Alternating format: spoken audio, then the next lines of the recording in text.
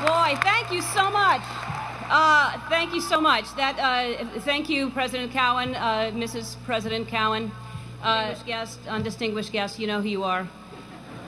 Honored faculty and creepy Spanish teacher. And thank you to all the graduating class of 2009. I realize most of you are hungover and have splitting headaches and haven't slept since Fat Tuesday, but you can't graduate till I finish, so listen up.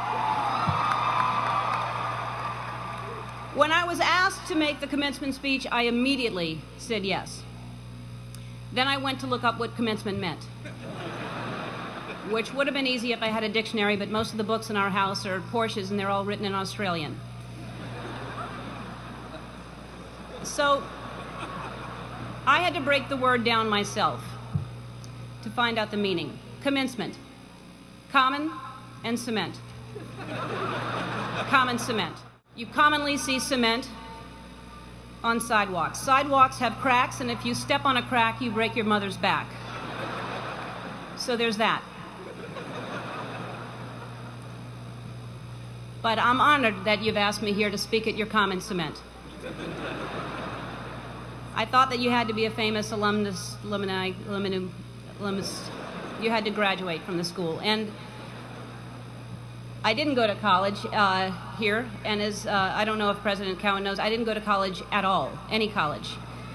And I'm not saying you wasted your time or money, but look at me, I'm a huge celebrity.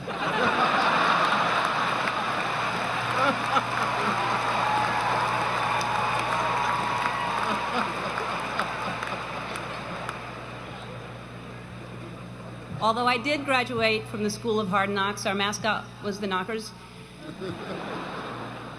I spent a lot of time here growing up. My mom worked at Newcomb, and I would go there every time I needed to steal something out of her purse. But why am I here today? Clearly not to steal. You're too far away, and I'd never get away with it. I'm here because of you, because I can't think of a more tenacious, more courageous graduating class. I mean, look at you all wearing your robes. Usually when you're wearing a robe at 10 in the morning, it means you've given up. I'm here because I love New Orleans. I was born and raised here. I spent my formative years here, and like you, while I was living here, I only did laundry 6 times.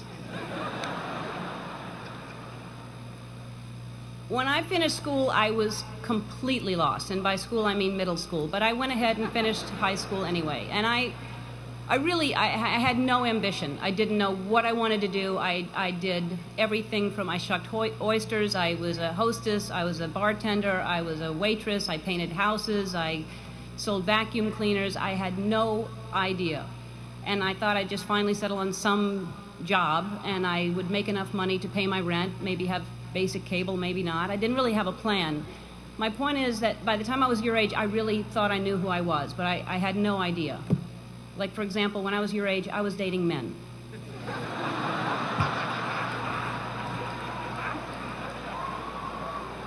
So what I'm saying is, when you're older, most of you will be gay.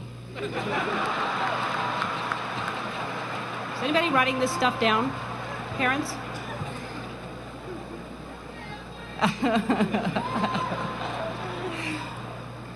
Anyway, I had no idea what I wanted to do with my life, and the way I ended up on this path was from a very tragic event.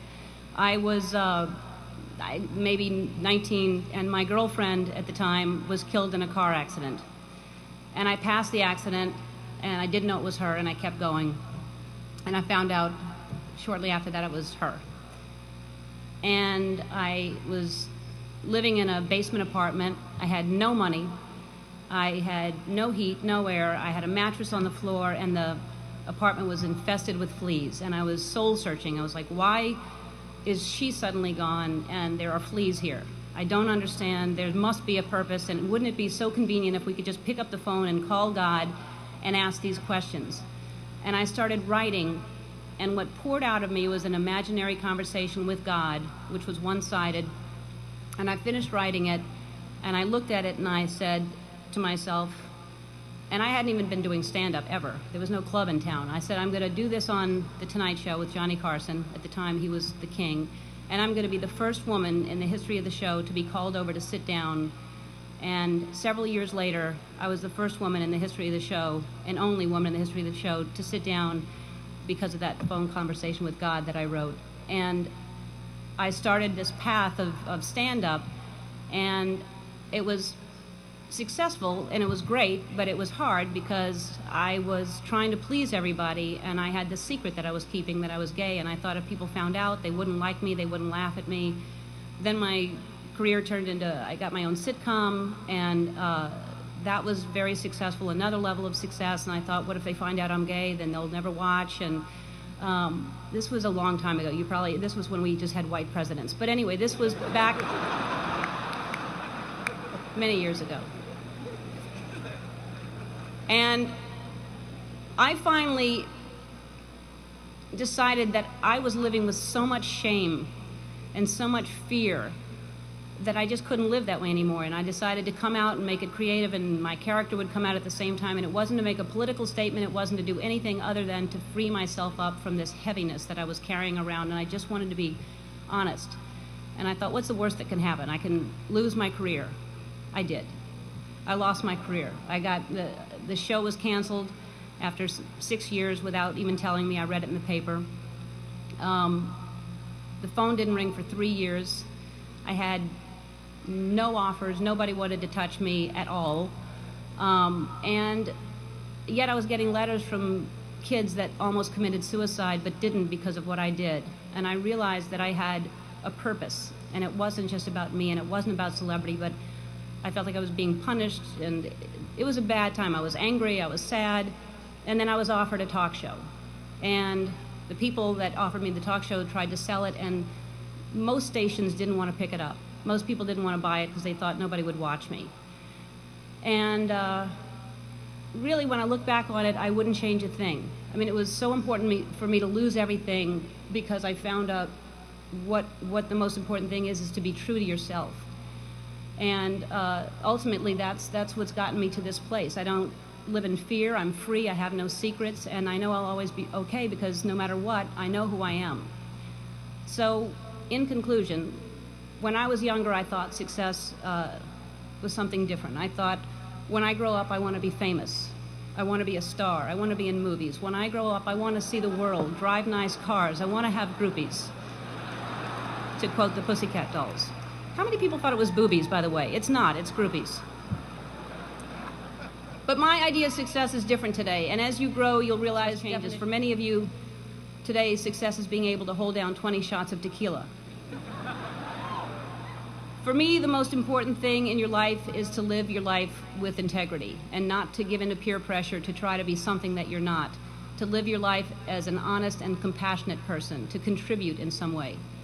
So to conclude my conclusion, follow your passion, stay true to yourself, never follow someone else's path unless you're in the woods and you're lost and you see a path, then by all means you should follow that.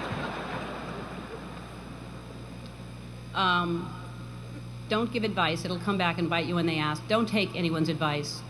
So my advice to you is to be true to yourself and everything will be fine. And I know that a lot of you are concerned about your future, but there's no need to worry. The economy is booming, the job market is wide open, the planet is just fine. It's going to be great. You've already survived a hurricane. What else can happen to you? And as I mentioned before, some of the most devastating things that happen to you will teach you the most. And now you know the right questions to ask for your first job interview, like, is it above sea level? So to conclude my conclusion that I previously concluded in the Commencement speech, I guess what I'm trying to say is life is like one big Mardi Gras. But instead of showing your boobs, show people your brain. And if they like what they see, you'll have more beads than you know what to do with. And you'll be drunk most of the time. So to the Katrina class of 2009, I say congratulations, and if you don't remember a thing I said today, remember this. You're gonna be okay. Dum, doo-doom, doom, doom. Just dance.